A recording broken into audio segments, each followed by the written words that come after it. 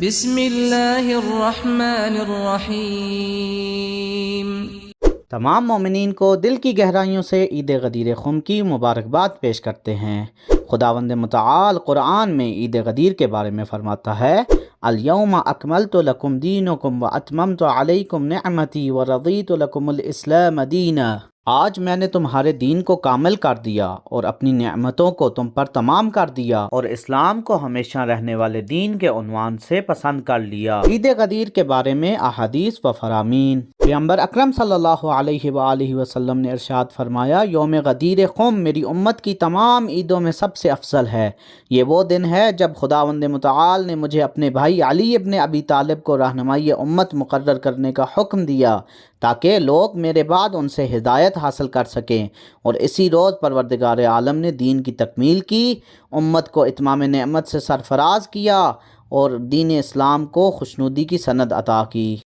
امام جعفر صادق علیہ السلام ارشاد فرماتے ہیں، خداوند عالم نے کوئی پیغمبر نہیں بھیجا مگر یہ کہ اس پیغمبر نے اس دن عید منائی اور اس کے احترام کو ملحوظ خاطر رکھا۔ اور ایک اور مقام پر ارشاد فرماتے ہیں، عید غدیر خم، عید فطر، عید قربان، روز جمعہ اور روز عرفہ کے دن سے افضل ہے اور خداوند عالم کے نزدیک اس کا بہت بڑا مقام ہے۔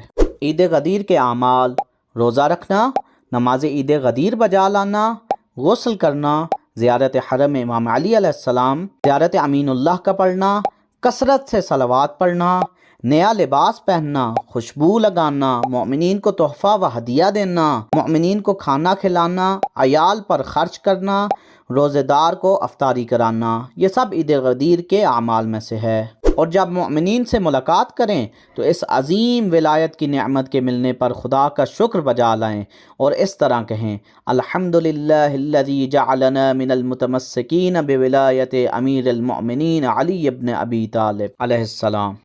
حضرت امام رضا علیہ السلام فرماتے ہیں، یہ دن اہل بیت محمد علیہ السلام کی عید کا دن ہے۔ جو شخص اس دن عید منائے خداوند عالم اس کے مال میں برکت کرتا ہے۔ اور عید غدیر کے دن آپ علیہ السلام اپنے بعض خاص اصحاب کو افطار کے لیے دعوت دیتے، ان کے گھروں میں عیدی اور تحفے تحائف بھیجتے اور اس دن کے فضائل کے سلسلے میں خطبہ ارشاد فرماتے۔ امید کرتا ہوں کہ آپ تمام مومنین بھی اس عید غدیر کو بھرپور خوشیوں کے ساتھ منائیں گے۔ اگر آپ کو ہماری ویڈیو اچھی لگی ہو تو نبع اسلامک کے ساتھ جڑے رہیں۔